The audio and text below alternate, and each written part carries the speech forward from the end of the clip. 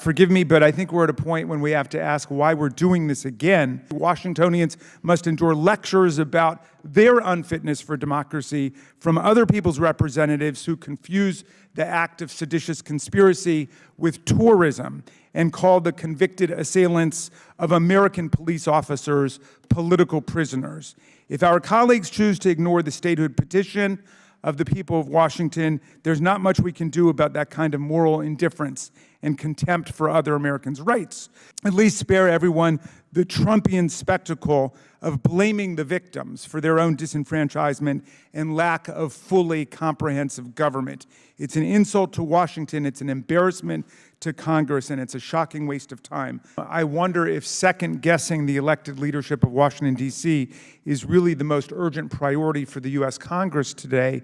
I can think of dozens of things more urgently important to the American people, starting with the out-of-control gun violence that is taking thousands of lives and causing millions of people to live in fear and terror.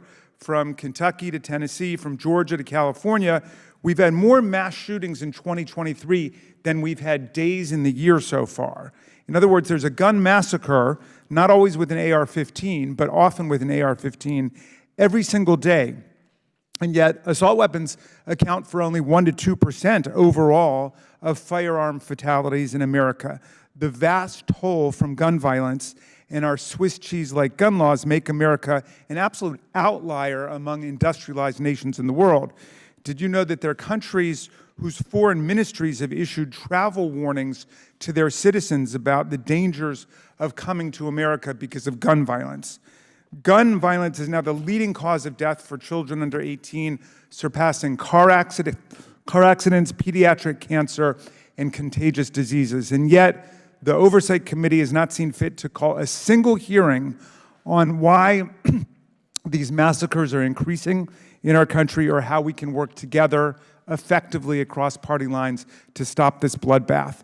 Nor have we held a hearing on the threat of a default, which could plunge America into a deep recession, crash the stock market, and cost our people millions of jobs. The Constitution does not allow any of this because Section 4 of Article 4 says that the validity of the public debt shall not be questioned. And yet, our colleagues who were content to raise the debt limit 3 times under President Trump, a president who created 25% of all the debt accumulated between George Washington and Joe Biden, seek to play a dangerous political game with the full faith and credit of the United States, a nation which has up until this point never stiffed its creditors or defaulted on its obligations. No hearings on that. And we've called no hearings on the war on freedom in America, the shocking new efforts to ban textbooks, censor and intimidate teachers, silence scientists, humiliate and cancel LGBTQ students, and rewrite our nation's history textbooks to conform to the white nationalist ideology that a Republican senator publicly embraced just a few days ago.